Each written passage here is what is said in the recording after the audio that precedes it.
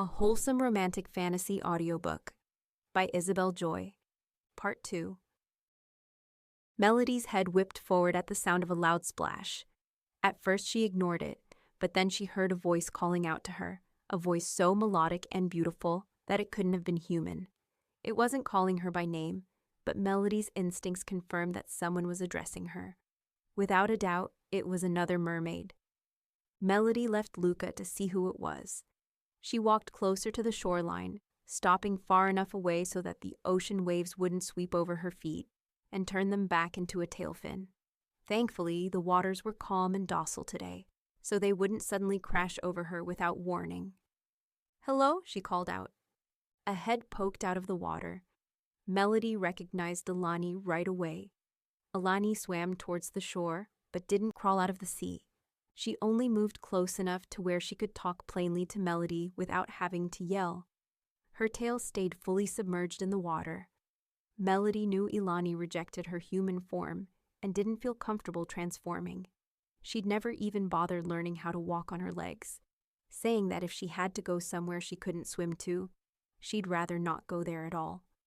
"So this is where you've been spending all your time," said Ilani. "I don't get it, though. What's so great about this place?" She didn't notice Luca sleeping a small distance away behind Melody. That was good. Maybe Melody wouldn't be forced to spill her big secret, especially since Ilani would be the worst person to find out about this. Melody cherished their friendship, and she trusted Ilani with her life, but Ilani could be harsh when she felt strongly about something. Besides that, she didn't have complete autonomy over her mouth and would often blurt out things that were better left unsaid, including secrets. "What are you doing here? Did you follow me?" Melody asked. "You've been sneaking off a lot lately, and I wanted to know where you were going since I'm never invited," she said, with a note of bitterness in her tone. "I'm sorry, Ilani. I just like to have my alone time." Ilani's brow bone lifted. "Alone time? Is that why you've been mingling with that person over there?" she asked, pointing behind Melody. Melody's heart dropped. "I won't be mad if you're honest with me, said Ilani. "You won't?" "No, that merman is quite a looker." "Merman?" Melody echoed in confusion. She didn't understand who Ilani was talking about at first. "In fact, I'll bet his looks even give Neptune, legendary king of the sea, some competition. What cove is he from?" "I don't recognize him. What's his name? How'd you two meet?" Ilani's questions came one right after the other. She wasn't giving Melody nearly enough time to answer in between each one, which was good because Melody had no idea how to go about answering them anyway. Ilani was assuming Luca was a merman and that his two-legged form was just as malleable as theirs. She didn't realize he was a human, let alone a pirate. Melody was tempted to nod along, but guilt spun in her gut like a whirlpool. Keeping secrets was one thing, lying was another. Maybe if it were someone Melody wasn't particularly fond of, she could do it, but Ilani was her best friend. "Ilani, I have to tell you something, but you have to promise that you won't freak out, okay?" Ilani looked nervous. Her fins twitched, and the gills on the side of her neck pushed out, but she nodded her head anyway. "Okay," she said in an uneasy voice. Melody took in a deep breath. She nearly choked in surprise because she wasn't used to the feel of so much air in her lungs. But once she managed to compose herself for her friend, Melody confessed the incredible truth. "His name is Luca, and he isn't a merman." Ilani simply blinked her jet-black eyes, as though her mind couldn't make sense of Melody's words, and Melody worried she would make her say it again. "What do you mean, not a merman? If he's not a merman—" Ilani trailed off as realization finally struck her. She gasped in horror. "He's human! Melody, what are you thinking?" Melody hugged herself defensively. "He's not so bad. He's actually very kind." "It's an act." "How do you not see that?" Her tail came up and flapped hard against the water, sending a flurry of violent ripples across the quivering surface. "It's a trap, Melody. He doesn't even know I'm a mermaid. He thinks I'm human, too." "And what do you think he's going to do to you when he finds out what you really are?" Ilani hissed. "Nothing," said Melody. although she wasn't entirely sure of that. He'll treat me the same. You're delusional, Melody, her friend admonished her. Melody knew she was only looking out for her safety, but Alani's words hurt all the same. How can you say that? You haven't even spoken to him, said Melody. Alani's scales shook with frustration. Her fins were stiff as coral. I don't need to. All humans are the same. That's not true. This one has been nothing but kind to me. Alani realized there was no point in arguing with her, so she turned to begging. Melody, please don't do this. You're my best friend. I don't know what I'd do if someone hurt you. Just come back to the cove with me. She extended her arm, and Melody was tempted to take it. Not because she wanted to leave. She was enjoying her time with Luca, and she had so many things she hadn't had a chance to ask him yet. It was because the expression on her friend's face was so pleading and worried. It tugged on Melody's heartstrings. A part of her was ready to do anything to make Alani feel better. But the thought of leaving this island without even a word of goodbye to Luca made her sad. Already she was missing his calloused fingers in her hair and his chapped lips pressed to hers. Not right now, said Melody. She held her hands protectively against her chest. She wouldn't put it past Alani to grab her arm and physically drag her back home. Then when? Alani shouted. Her voice must have stirred Luca from his sleep. Or maybe he'd woken up on his own. Either way, Melody jumped in surprise and terror when she heard him call her name. He said it drowsily, rubbing his eyes as he sat up and combing his fingers through the sand beside him, like he might find her buried somewhere underneath.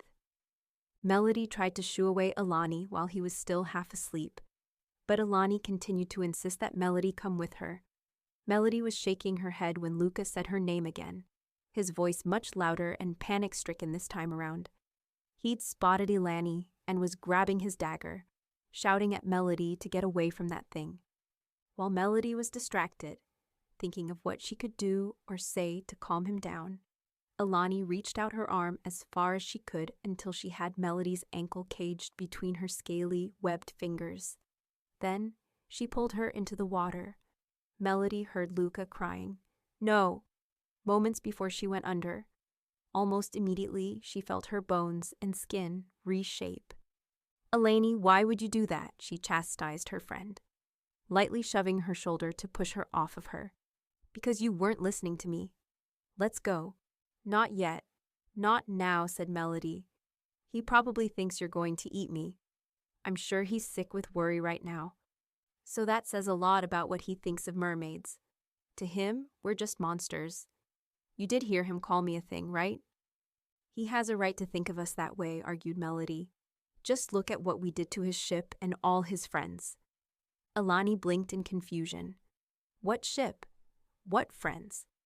Only 2 seconds passed before understanding hit her like a tidal wave, and Alani's eyes grew so big, it looked like she had 2 gaping holes in her face. "You mean the ship we sank just the other day? He's a pirate." "A pirate? Seriously, Melody." Melody wanted to slap her tail fin against a rock for letting that detail slip. She had somehow figured out a way to make the situation even worse. She was such an idiot. "He's not bad, really," she told Alani, but she knew there was no convincing her. Alani and Melody jerked their heads up as they felt the water tossing above them, only to find that Luca was the one unsettling it. Even with an injured ankle, he was swimming past the shallows, ducking in and out of the water, frantically calling Melody's name as he made to rescue her from the clutches of the mermaids. He was rapidly tiring himself out, and he could hardly kick with his ankle still swollen and sore. The plant Melody brought him wouldn't have healed him overnight. It needed at least 2 or so days to work its magic. In Luca's desperation to save Melody, he let the waves propel him further and further away from the shore. Melody was afraid he'd end up drowning himself at this rate. She ignored her friend's pleas to stop as she launched through the water and wound her arms around Luca's torso. He was coughing up seawater on her shoulder as she swam him back to shore. Melody could feel him struggling against her, but he couldn't match her strength while she was in her true form. His coughing had subsided by the time they reached the shallows. Melody patted his back to comfort him as he kneeled in the ocean, expelling the last of the water he'd swallowed. He seemed calm, and Melody was hopeful that he'd recognized her and would give her a chance to explain. Then he was scraping his nails through the sand and muttering the word monsters under his breath. Melody didn't realize he still had his dagger in hand until it was too late. She could only blink in the time that it took for Luca to flip her over on her back and straddle her so that his knees pinned her arms to her sides. He was soaking wet. Salt water dripped from his hair like teardrops and landed on her face. "You take, and it's never enough for you monsters," he said through gritted teeth. "What did she ever do to you?" His eyes shone with unshed tears and pure hatred as he raised the dagger over his head, preparing to stab Melody. "You'll pay," he shouted. "No, wait, stop! Luca! It's me, it's Melody," she cried. The tip of Luca's knife stopped a hair's width away from the bridge of her nose. "Melody?" he asked, sounding like he didn't believe her, but at least he was curious enough to hear her out. "Yes," she gasped. Melody managed to wiggle out from between his legs. She frantically crawled backwards until her tail was completely out of the water. His mouth fell open as her legs reappeared, and her fins receded into her skin. His fingers around the handle of the dagger didn't slacken. In fact, they were beginning to shake because of how tight his grip had become. "There's no way," he said in a voice so low she had to wonder if he was talking to himself. "This whole time—" "I wanted to tell you," said Melody, "but I was worried you would be afraid of me." She tried to move a little closer to him. She was slow and methodical about it, as though she were approaching a scared animal. Luca still flinched away from her despite these efforts. Melody froze before backing further away from him. She grew nervous when she heard Luca starting to laugh, his expression teetering between amused and appalled as he yanked at his hair and stood up to distance himself from the water. "I'm such an idiot." "Don't say that," said Melody. She stood but didn't follow him. "No, really. You had me completely fooled. You deserve a round of applause for that performance." It wasn't a performance. She was desperate to make him believe her. "If I really wanted to hurt you, all I'd have to do is sing. And I haven't done that, have I?" He whipped around and glared at her. "You just like playing with your food." "That's not true." Melody was feeling hurt and frustrated at this point. She was starting to think nothing she said would ever convince Luca that she was just as much a person as he was. She wasn't a monster. She was a mermaid. Some mermaids were crueler than others. But the exact same principle applied to humans, didn't it? How could she make him understand that? "Please listen to me, Luca," she pleaded with him. Melody dared to take a step forward, but seeing her approach, Luca immediately raised his arm to point his dagger at her, a silent warning for her to stay away. Melody thought he may as well stab her in the chest for how much it was aching right now. Her heart felt like it was splitting into a million pieces. All that was needed to mend it back together was for Luca to accept Melody for what she was, but he was looking at her with so much hatred and anger and vitriol, that ideal seemed as impossible and out of reach as world peace. "I wasn't trying to deceive you," said Melody, "and I never wanted to hurt you. I just wanted to be your friend." He laughed again, but this time it wasn't a hysterical laugh. It was dry and disbelieving. "Friends? With you? Your kind killed the closest thing I had to a family, and they almost killed me too. Why would I ever want to be friends with you? My people are afraid of pirates. That's why they did what they did. I'm not saying it was right, but it doesn't make them all monsters. And it doesn't mean I'm a monster either." Luca went quiet. Melody thought he may have finally began to ponder her words, but those hopes were dashed like a ship against a bed of rocks when he said, "Get out of here." He jerked his dagger towards the ocean, motioning for her to dive back into the water and swim far away from him. The part of Melody that was afraid of being killed urged her to comply with his demands, but then the other part of her still thought of Luca as her friend. She cared about him, and she knew she'd be devastated if she never saw him again. Besides, what would become of him, left alone here on this island? So rather than flee, she continued to push the issue. "Why?" she asked. I'm the same person I was yesterday, and you seemed to really like me then. So what if I'm a mermaid? Why does that have to change anything between us? I just don't understand. If you don't leave, he started to threaten her, but Melody wasn't finished. You didn't always hate mermaids. You rescued me. Do you remember that? But now suddenly all of us are monsters because we were trying to protect our home?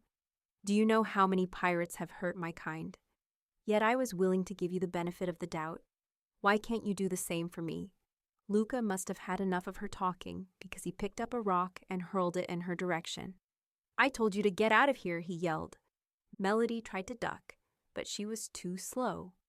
The rock made contact with her brow, and she felt a warm, wet substance drip down the side of her face. Luca's hard expression softened, and he looked like he regretted throwing the rock. His eyes widened in concern and horror at what he'd just done, as though he hadn't actually meant to hit her and was only trying to scare her off. Melody held a hand to her head, shrinking away from him. The blood made her fingers sticky and wet, and a few strands of her hair were clinging to her temple as a trail of red ran over her eye and fell to her chin like human tears. "Fine," she shouted at him. Before turning away, she saw his arm come up, but he didn't ask her to wait or bother to apologize. He didn't utter a sound as she ran into the water and dove underneath the surface, which hurt even more than the cut on her brow. Melody let her body sink towards the sand as she curled in on herself, breathing in huge gulps of seawater to try and calm down. Ilani was immediately at her side, asking if she was all right and inspecting the small injury. She was merciful enough to spare Melody the whole speech about how she was right and how Melody was wrong and that pirates were all the same, which Melody appreciated. She wasn't in the mood for a lecture right now, even though she thought she deserved it. Once Melody had composed herself with the help of Ilani, they swam back to the cove. Melody was overcome with an incredible sadness all throughout the following day and night. She didn't feel like speaking to anyone.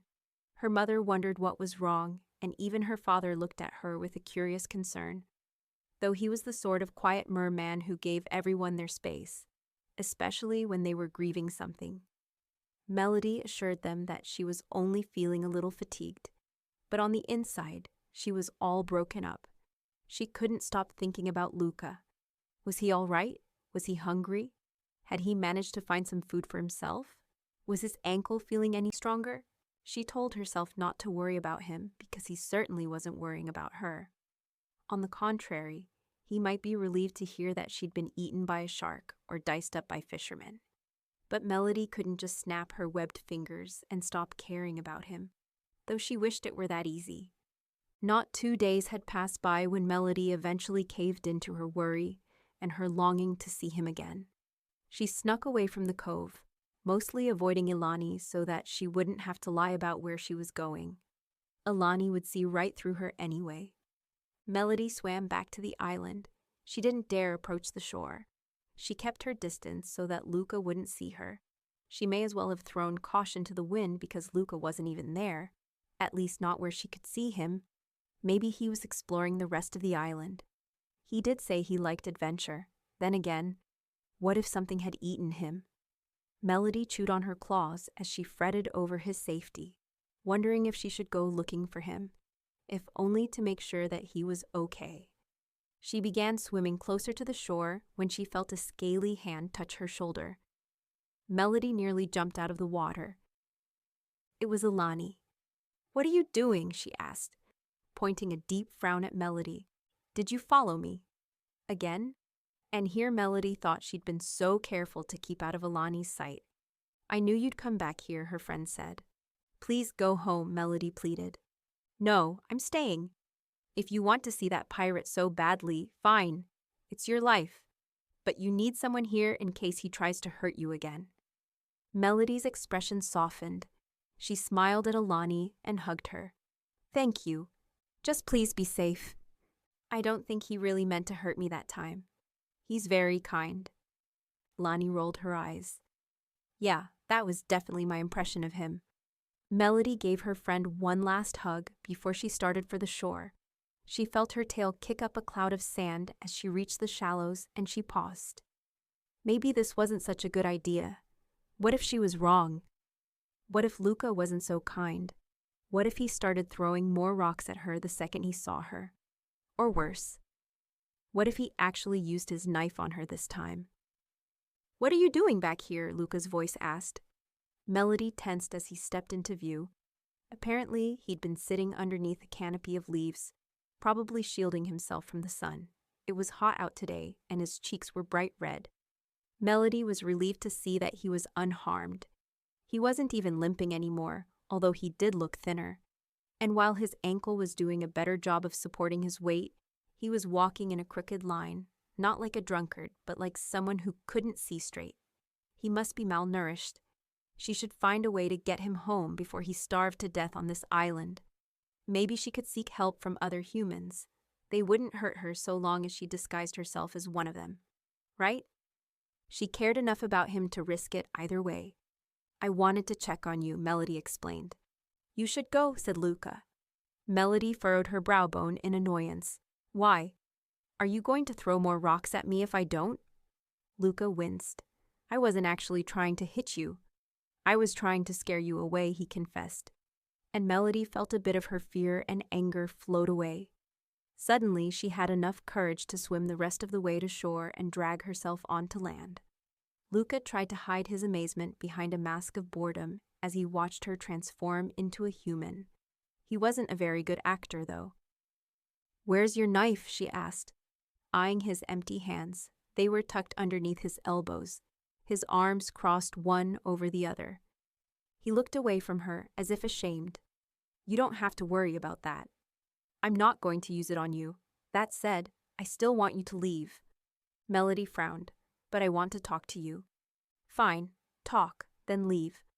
Why are you being this way? Is this how you treat your friends?" "We aren't friends," he said. Melody's chest began aching again. "We were before you knew I was a mermaid." "A siren," he clarified.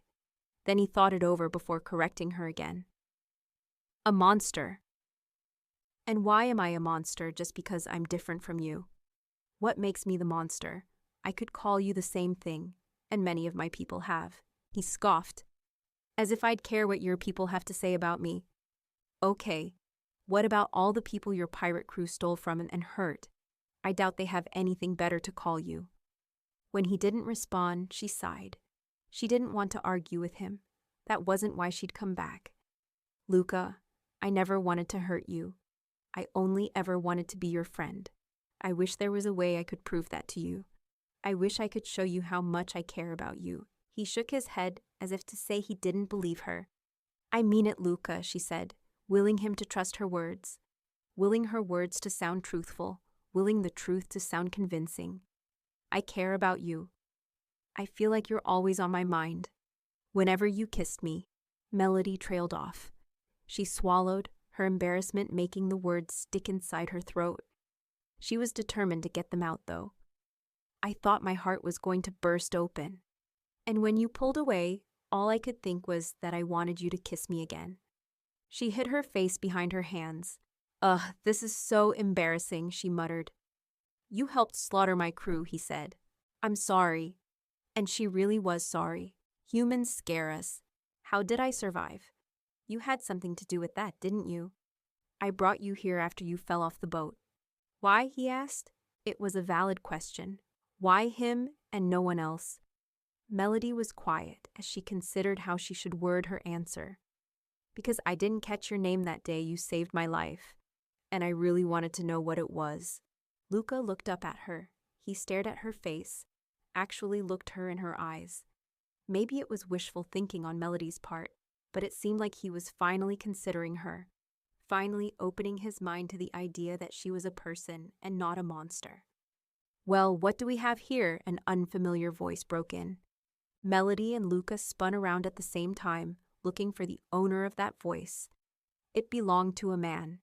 He was about Luca's height, maybe an inch or two taller, and he must have been around 10 years older. At his chin and above his lip were tufts of orange to match the long braids that were knotted in his hair. He wore a funny-looking hat that resembled a boat, and every single one of his fingers was studded with huge gold and silver rings. He confidently strode out from the shade of the trees, back straight and chin raised high into the air. A smirk played on his face as he surveyed the pair, his gaze lingering on Melody for much longer than she felt comfortable with. Obviously, he was a pirate, like Luca. Except maybe not entirely like Luca. Maybe she was being hasty with her judgments, but this man did not seem kind or merciful.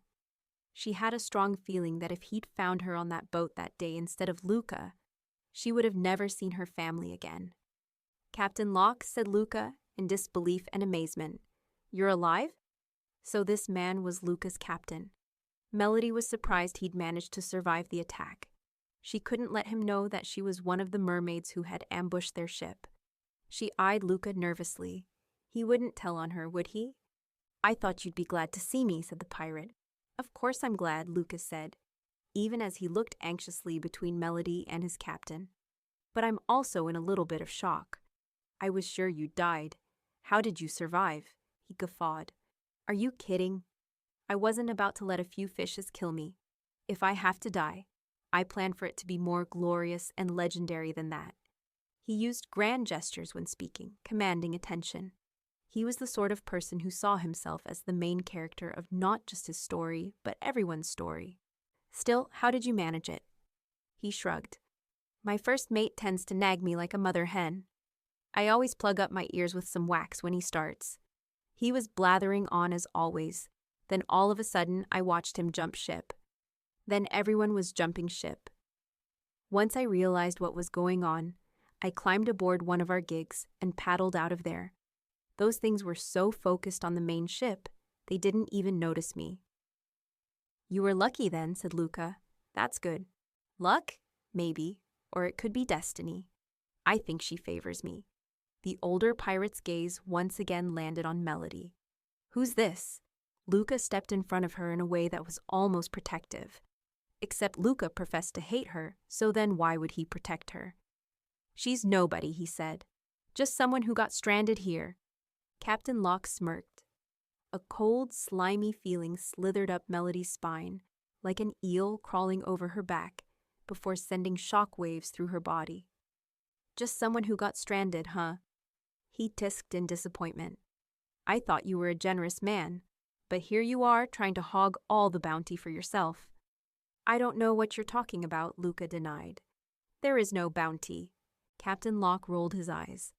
"The bounty's right behind you, and if you don't want to share it, I'll just be taking it for myself." "Clyde?" He barked out a name she'd never heard before. Melody didn't have time to react. A damp hand clamped over her mouth. Her screams were muffled as an arm snaked around her torso, effectively bounding her into place. "Stop! What are you doing?" Luca cried. "You think I'm an idiot?" asked the captain. "You think I don't know what that girl is? She's just a girl. You should let her go." Melody saw that Luca was trying to remain calm and nonchalant about the situation, but his jaw was clenched and his hands were fisted. "She doesn't have any riches on her or anything like that, so there's no point in hurting her." "Just a girl," his captain scoffed. "And what would happen if we dunked her in the ocean? Would she be just a girl then?"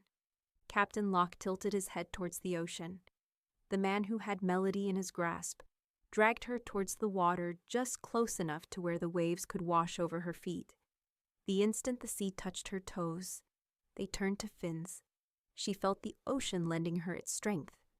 She tried to use that as her chance to break free, but the man held fast.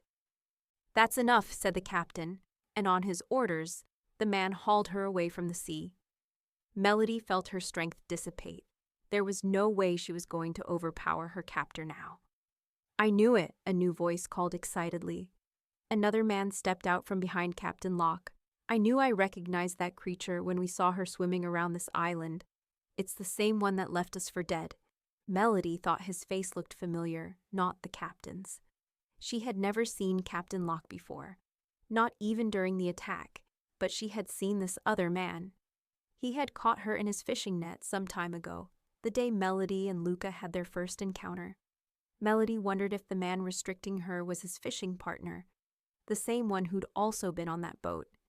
She was almost sure it was. He smelled the same, like sweat and bad morning breath. But what were these two doing with Luca's captain? Were they members of the same pirate crew? They didn't look like pirates, though. First of all, they weren't wearing enough jewelry, and they were dressed for fishing, not fighting. Not that Melody was an expert on what humans were accustomed to wearing. "Who are you?" asked Luca, which confirmed that these men were strangers to him. Then maybe they weren't pirates after all. "They're just a couple of idiots I met while drifting in the water," Captain Locke explained. "Clyde and Tracy."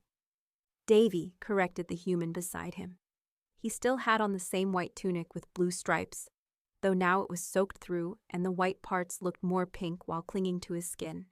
His nose was just as crooked as she remembered. "The fools were fighting over a plank of wood when I found them." "It was the only thing keeping us afloat," Davy cried. The captain whacked him on the back of his head. "I don't remember inviting you into this conversation." The man backed off, rubbing the sore spot the captain had hit.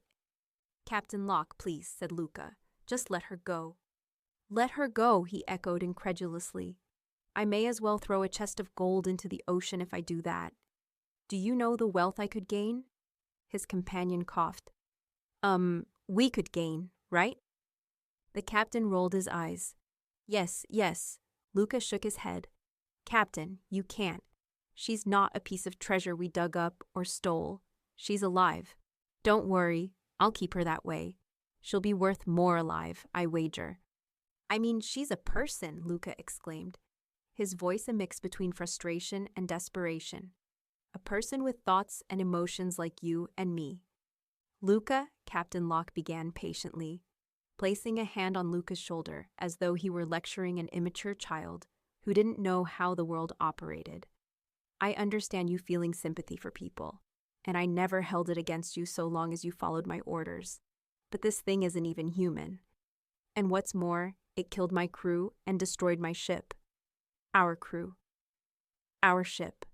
With all of our treasure and mates on it. It ruined my life. And yours. I can't let that go. And neither can you." Luca shook his head again. "This isn't right. I won't let you do this. I won't let you hurt her." The pirate slowly looked Luca up and down. Then a chuckle arose in his throat, which before long augmented into hysterical laughter. The fisherman beside him shifted nervously. Captain Locke turned to his two underlings. "Are you both hearing this?" Did I miss the joke?" asked Davy. Melody felt Clyde shrug his shoulders. Captain Locke slapped his back. "You did, my friend. And it's such a shame because it's one of the funniest things I've ever heard," and he spun around and strutted a few steps away from Luca, before turning back to dramatically point a finger in his direction. "You're a fool. You've actually fallen for that thing, haven't you?" Luca blushed. "What?" "Let me guess," said Captain Locke. This sight for sore eyes whispered a few sweet words into your ear. Lured you into a warm embrace. Maybe she walked in just the right way. Made herself look all pretty and presentable for you. And now you've actually fallen for it. You went and fell for a fish. Luca opened his mouth to object, but Captain Locke cut him off. "Let me explain something to you, lover boy. Once that monster gets bored of you, it'll eat you up like breakfast. Then, it'll move right on to its next victim." "That's not true," Luca insisted. "She's not a monster. She's kind and thoughtful. She doesn't like hurting anyone. She only does it if she feels like there's no other choice. We've killed and tortured and harmed a lot more people than she ever has. So if anyone here comes close to being a monster, it's us." Captain Locke rolled his eyes, unmoved. "Fine," he said. His hand went to the sword he carried on his hip, drawing it out of its sheath. "If you're going to be so stubborn about it, I'll play along. If I'm the monster and she's the damsel in distress, I guess that makes you the hero. So come over here and rescue her." He successfully goaded Luca into retrieving his knife from where it lay on the ground and holding it up, signaling that he was ready for this fight. Their weapons clanged against one another like harsh music notes, the kind of note only a broken instrument would play. Luca was good with a knife. He managed to block every single one of Captain Locke's attacks that he rained down on him for a while. Unfortunately, it was inevitable that Captain Locke would beat him since he had the superior weapon and the skills to match. The captain pushed his sword against Luca's dagger, shoving him backwards. Luca's heel caught on a fallen branch, but he did a back roll and leapt onto his feet all in one elegant motion. Melody saw that Captain Locke was losing his patience, and suddenly his speed and the force at which he swung at Luca increased tenfold. He'd been holding back. Their blades locked. The captain saw an opening, and he went for it, kicking Luca's gut with the heel of his boot. Luca fell back and landed on his head, knocking him out cold. "What should we do with him?" asked Davy, prodding Luca's leg with his bare toe to make sure he was truly unconscious. Melody hoped he was only unconscious and not dead. That blow to his head could have been fatal if he'd fallen hard enough. Captain Locke shrugged. "Tie both of them up and load them onto the gig for now. I don't want to just leave him here. That's too merciful. Traitors deserve a worse punishment than that." The human stepped over Luca as he scuttled to his friend.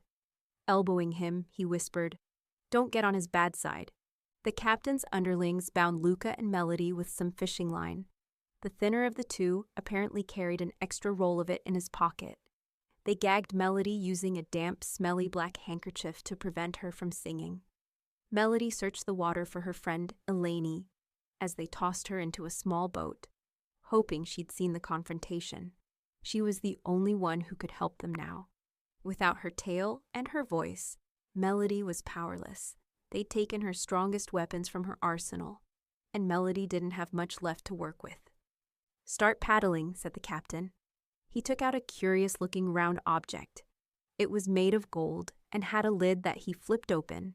He referenced whatever was inside of it before pointing his finger. "Head north." Melody didn't know what to do. She was so afraid. What would become of her? She'd almost certainly never see her people again. Her parents would make themselves sick with worry when they realized she was missing, then sick with grief once they realized she was never coming back. As for Luca, the pirate was probably making plans to kill him at this very moment. Luca would be killed, and it would be Melody's fault because he'd defied his captain to stand up for her. Melody clung on to hope. There must be some way out of this mess.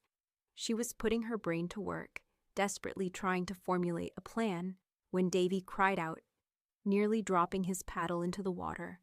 Captain Locke didn't look at all concerned. He was merely annoyed. "What is it now?" "I saw something in the water." The captain feigned shock. "Oh, did you? But how could that be? It isn't like there are millions of creatures swimming around in the ocean." "It had a huge tail, though. Maybe it's the Sirens." Coming to take back their own kind, Davy chewed on all 10 of his nails at once, maybe to keep his teeth from chattering in fear. "Should we set her loose?" "You idiot! If we set the Siren free, you really don't think it'll kill us? You think it'll swim away peacefully? We can all just go our separate ways and pretend that none of this ever happened. What fairy tale do you think we're living in?" "But what about—" Davy trailed off, cautiously leaning over the edge of the boat to peer into the water. A terrified gasp escaped him seconds before a gray, scaly hand shot up out of the water and hooked him by the collar of his shirt. Davy was pulled into the water without having even enough time to scream for help. Captain Locke cursed. He hadn't been anticipating an attack, not this soon at least. He reached for his sword, but then the boat flipped over, and all of them fell into the water with a huge splash. Melody felt her strength return to her, and she broke free of her restraints. The sensation of the ice-cold water must have shocked Luca's body awake, because she saw him pulling against the fishing line that bound his hands and feet. Melody began to swim towards him when someone grabbed her from behind. At first, she was afraid it was Captain Locke or one of the other humans trying to capture her again. Though in the water, she would have had the advantage over them. Thankfully, it turned out to be Eleni. She squeezed Melody so hard that she was coughing out bubbles. "I was so worried we wouldn't make it in time. I didn't know what they were planning to do to you," Eleni cried in relief. Not long after, her parents were also at Melody's side, hugging and kissing her in sheer relief. Melody was touched that her friends and family worried over her, and she was grateful to Eleni for bringing back help. But Luca was drowning. She needed to get to him. Melody wiggled against everyone's grip, asking them to please let go. Her heart stopped when she saw her people moving towards Luca. No, she could hear the mermaids and mermen who'd come to her rescue taking care of Captain Locke and his cohorts. Their screams were muffled in the water. Melody couldn't let them hurt Luca, too. Melody gave up on being polite, and she shoved Alani off of her, bolting for Luca like a flash of lightning. She grabbed him in her arms and pulled him up to the surface. Her first priority was making sure he could breathe. Once he was coughing out water and guzzling in air, she broke his binds and guided his hands toward the overturned boat to help him stay afloat. "Are you all right?" he asked her, sounding breathless and weak. "I'm fine." She noticed his wet hair clinging to his eyes and brushed the troublesome strands away from his face. He didn't flinch at her touch, but he was keeping a close watch on her hand, staring at the long claws as though worried they'd cut him. He still thought of her as a monster, she realized. She was no longer a picture of beauty to him, not in this form. She was hideous and terrifying, and she imagined her very touch sent ripples of disgust through his body. Melody pulled away from him, giving him a little more space so that he could be comfortable. "What about you?" she asked, cold, wet. "But at least I'm alive," he said, ending his commentary with a relieved smile. The relief was short-lived, though, because the merfolk were determined to finish off the last of the humans. "Filthy human," a merman hissed, claws and teeth bared. Melody opened her mouth to reassure him that Luca wasn't the enemy. They could back down. The merman didn't give her time to speak, though. "Thinking you can capture our kind," he ranted furiously. "You'll pay for that." In the next instant, he was charging at Luca. His claws were out, ready to rip into Luca's eyes to gouge them out.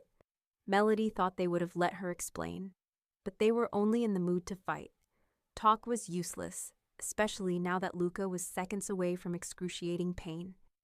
With no time to spare, Melody leapt in front of Luca, back turned to the merman so that his claws wouldn't catch her face.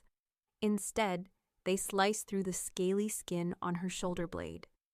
She bit back a yell, though a pained gasp did manage to escape her. Reluctantly, she felt the back of her shoulder, only for her gray fingers to come back red. "Melody!" Luca exclaimed. He grabbed her gently by the arm and coaxed her to turn sideways so that he could get a glimpse of her injury. He grimaced at the sight. Melody wondered if it actually looked that bad. The merman who scratched her was staring at Melody with an expression of horror. The fins on either side of his head drooped in remorse. His mouth was agape. "What's going on?" "Are there more humans?" a feminine voice thundered. The water seemed to shift at the powerful sound, as if kneeling in respect. Queen Calypsa had arrived onto the scene. Every cove had its ruler, and Queen Calypsa was theirs. Melody hadn't expected her to lead her rescue, though she supposed the queen would want to make sure all humans involved were dealt with accordingly. The rest of the merfolk who were still underwater followed Queen Calypsa to the surface of the ocean.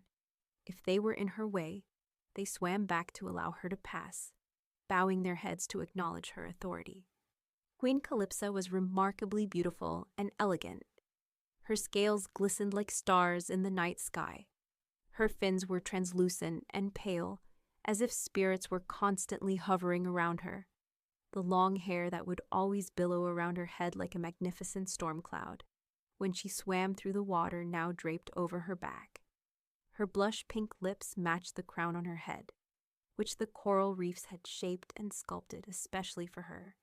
She carried a trident in her right hand, the 3 points sharper than Luca's dagger.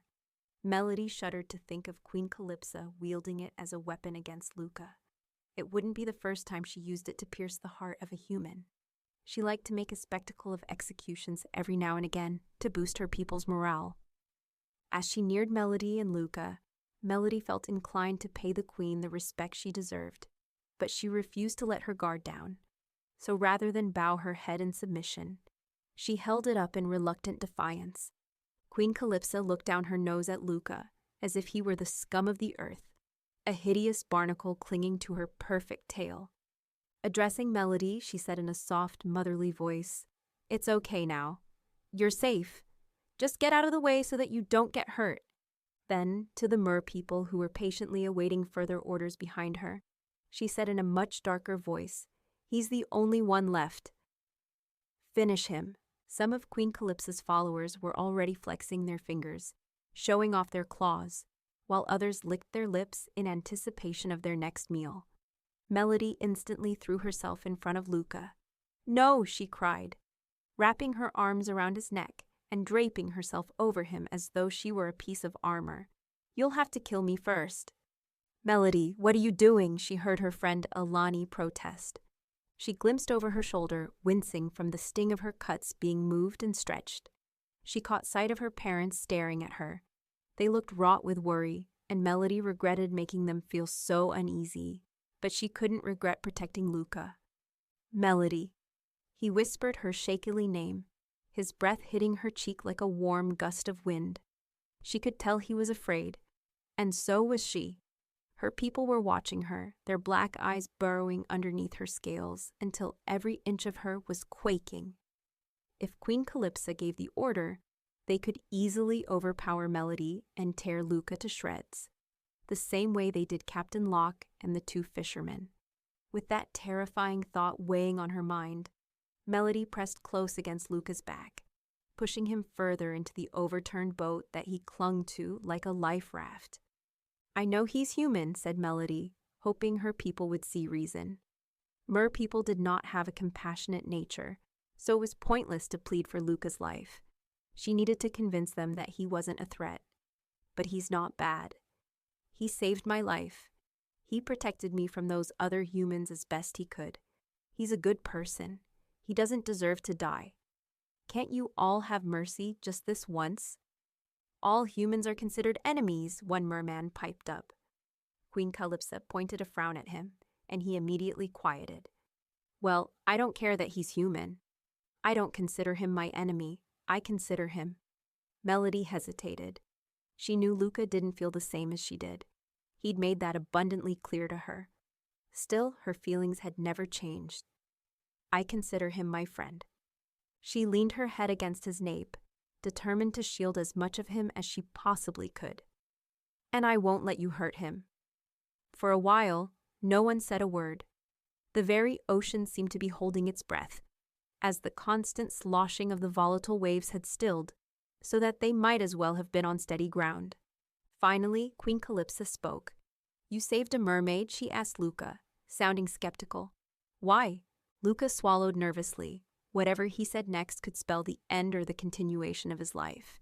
He needed to be careful. Melody wished that she could speak for him. She had a better idea of which words would satisfy the queen. But the queen was looking directly at Luca, waiting for him to give her his answer. "I guess, because I didn't want anyone to hurt her," he said. Queen Calypso blinked her eyes slowly at the two of them, mulling over his explanation, probably deciding whether or not it was satisfactory. After another beat or so passed, she raised her trident. The water seemed to move with her arm, dipping, then rising where the boat was until the waves turned it right side up. With another gesture of her trident, Queen Calypso used her imperial magic to command the water to pull Luca out of Melody's grip. At first, Melody feared that Queen Calypso planned to drown him. She felt her gills relax when the sea simply hoisted him up and dropped him into the boat. "Where is home?" the queen asked Luca. He sat up straight as she addressed him. Once her question registered in his mind, he slowly swiveled his head to take in his surroundings, though there really wasn't anything to make note of except for water and sky. Luca stared blankly at the horizon, searching for something that wasn't there. Melody remembered his only home lied broken somewhere on the ocean floor. He had nowhere to go. Queen Calypso tilted her head, growing impatient as she awaited his answer. Luca must have sensed her mood shifting because he finally spoke up. "I guess wherever there's people and a town." The water churned as Queen Calypso laid the front side of her trident against its surface. The ocean seemed to glow in acknowledgement of her magic. The waves bounced with a sudden eagerness, almost like a giddy child being assigned to an exciting new mission. "I've told these waters to escort you home. Since you helped my kind, I'll do you this favor." She paused. Her tone shifted to a low, dangerous sound as she continued. But let this be your only warning. If you ever return here, I will treat you like I would any other human, and you'll be destroyed without mercy. So stay away from us. Luca nodded his head once, accepting these terms. Queen Calypso pointed her gaze at Melody. You, come, she said. A short, simple command for her to follow the others home. Melody hesitated. Looking back at Luca, their gazes locked for a moment, and Melody saw something new and warm fill his eyes, though she couldn't quite identify it. She didn't want to leave him here. She wanted to stay with him, make sure the sea safely guided him to a land with food and fresh water and humans who would welcome his presence with open arms. Then maybe she would linger at his side for a little while after that, for as long as he let her. But her people were waiting for her, and Luca had already made it clear that he didn't count her as a friend. To him, she was a monster. Melody faced forward, doing her best to ignore the ache in her chest as she made to dive underwater. Luca caught her arm before she submerged. "Wait!" he exclaimed. Melody looked up at him again. He was leaning so far over the edge of the boat. One more inch, and it just might capsize. For a long minute, Luca was silent, and for every second he didn't speak, Melody could feel the suspense stealing more of her breath away. When he finally figured out what he wanted to say, Luca nervously licked his lips, eyeing the merfolk who were watching his every move, actively looking for an excuse to tear him apart. "I'm sorry I wasn't a better friend," he muttered, so that only she could hear. Melody gave him a poignant smile. "You are a good friend." He mirrored her smile and said, "You're a better one." The ache grew worse, like one of the fishermen had hooked her heart and was trying to reel it up out of her throat. One of the mermen was suddenly next to Melody, pulling her out of Luca's reach. "We need to go," he told Melody. Melody nodded. She knew he was right, so she waved goodbye to Luca, who looked like he had a lot more he wanted to say to her. If she had a little more time, she would have stayed to hear all of what was on his mind. But everyone was waiting on her. Once Melody dove underwater alongside the other mer people, Queen Calypso immediately called her forward. Melody figured she was in trouble, but she thought the queen would at least wait until they were back at the cove to confront her. And she'd been hopeful that they'd be having this discussion in a much more private setting. Queen Calypso didn't like to waste time, though, and she probably wanted to make an example out of Melody. "Humans have always been either our enemies, our food, or both," the queen declared. "But you don't see them that way anymore, do you? You see humans as your friends." "Just Luca," Melody mumbled in a quiet, tentative voice. "Tell me something. How far would you go to protect one of them? Would you betray your own kind if it meant helping them?" "Never. Your Majesty, I am loyal to my people. I would never do anything to hurt them. It's just that. I don't really like seeing anyone in pain, not even humans, and especially not my friend." "Humans are not our friends. They are monsters. In the past, they've captured us, tortured us, sold us, chopped us up, and cooked us over hot fires." Melody nodded her head to show Queen Calypso she understood her point. "That's why we hide from them and attack them if they sail too close to our cove." She must have made a face because the queen narrowed her pitch-black eyes at Melody and said, "Do you have a problem with the way things are done here? I just wonder if most of the humans we kill really have bad intentions. Some of them are kind and innocent. They probably wouldn't do anything to us if we let them go. Humans these days aren't even convinced that we exist." Queen Calypso's grip tightened around her trident, and for a terrifying moment, Melody thought she might blast her with her magic and turn her into a barnacle or something. Instead, she looked Melody squarely in the eye, her radiant beauty undermined by the aura of hostility and frustration that surrounded her. Her elegant features weren't nearly so elegant when she was making such an unpleasant face. Melody did her best not to shrink away, though everything in her wanted to burrow underneath the sand and cower. "If you hold humans in such high regard, maybe you should go be with them instead." "Your Majesty," Melody began, but Queen Calypso cut her off. "You're either loyal to us or them. You need to pick a side." I'm not loyal to them, Melody tried to clarify. I just like to give people the benefit of the doubt. That still makes you a liability. You need to change your thinking before you put all of us in danger. With that, Queen Calypso swam around to lead everyone home. A few days went by, and the ache in Melody's chest had yet to wane. If anything, the pain grew worse the longer she went without seeing Luca's face. She could only close her eyes and imagine it. In her mind, the sight of Luca's smile was as picturesque as a waterfall or a sunlit coral reef. She missed it, but she told herself that she only needed time. With time, his memory would fade, and so would her longing to see him again. Melody could only hope that was the case, because if she had to live out the rest of her life with her heart feeling as heavy as a boulder, she would be miserable. Melody was sighing out bubbles as she watched the fish swimming past her. Alani appeared next to her, and tapping her on the shoulder, she asked, "What are you doing?" Melody shrugged. "Nothing really." There was a long pause before Alani spoke again. "You need to remember to visit me." Furrowing her brow bone in confusion, Melody asked her, "What do you mean?" "After you leave. You still need to visit." "Where am I going?" "To be with that human," said Alani with an impatient roll of her eyes. "Obviously." "What are you talking about? I can't leave here."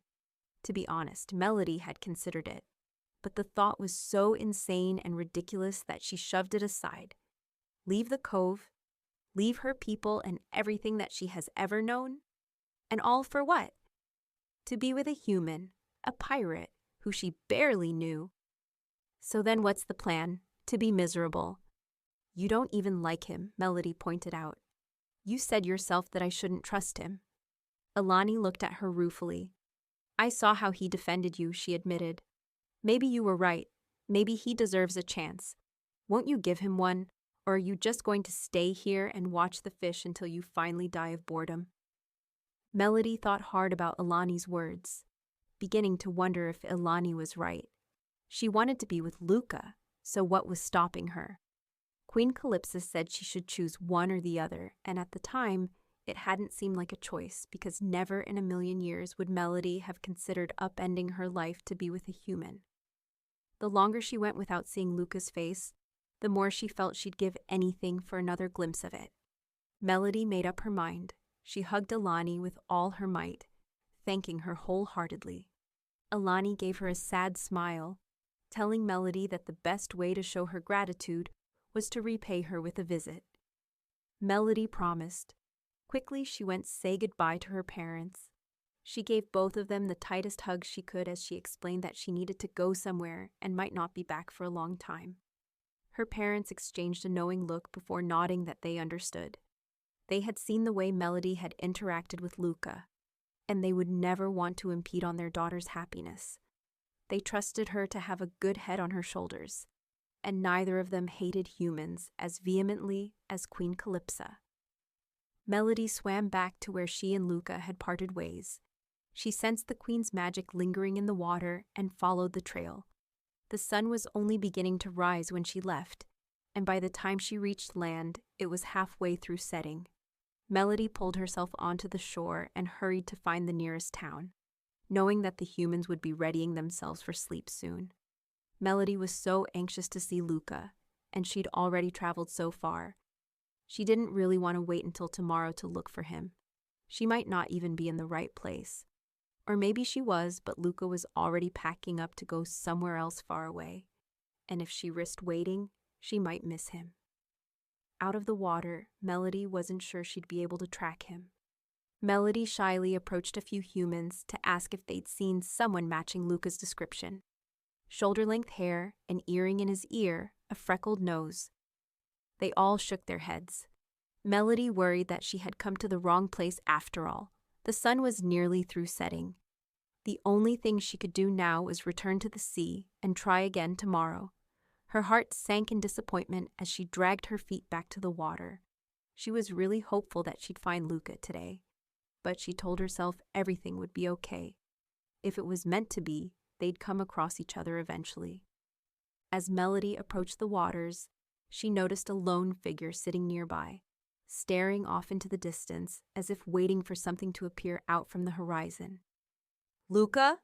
He whipped his head around and immediately jumped up when he saw that it was Melody who had called out to him. Before she could utter another word, he ran over to her and picked her up in his arms.